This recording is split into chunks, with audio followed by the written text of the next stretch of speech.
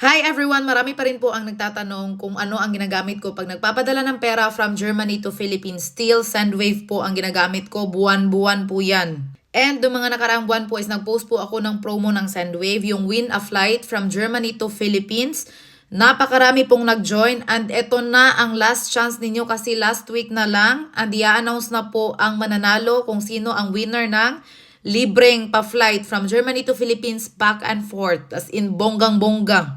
So sa mga hindi pa po Sendwave users dyan, ito na po ang chance ninyo para makapag-join. Ganito lang ang gagawin, download Sendwave, mag-register, and input REYGEN as promo code. So REYGEN, i-input po ninyo ang promo code para sa first transfer ninyo, may libre po kayo or makakuha kayo ng voucher na 15 euros. So for example, nakapag-send na po kayo ng first transaction ninyo gamit ang Sendwave and of course with my promo code REYGEN, yan na po ang bali entry ninyo para makasali sa raffle. Automatic na po yan. As in, ganun lang po siya kadali. And of course, napakarami pong benefits, no? Pag Sendwave ang gagamitin natin pag nagpadala ng pera sa Pilipinas.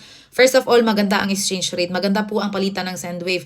And mas pinaganda pa siya pag more than $300 or more than 300 euros ang ipapadala ninyo kasi mas mataas ang offer ng Sendwave. And maliban pa dyan, zero transfer fee po siya. Kahit magkano pang ipadala ninyo, kahit everyday pa kayo magpadala, as in zero transfer fee po siya. Wala po kayong babayaran.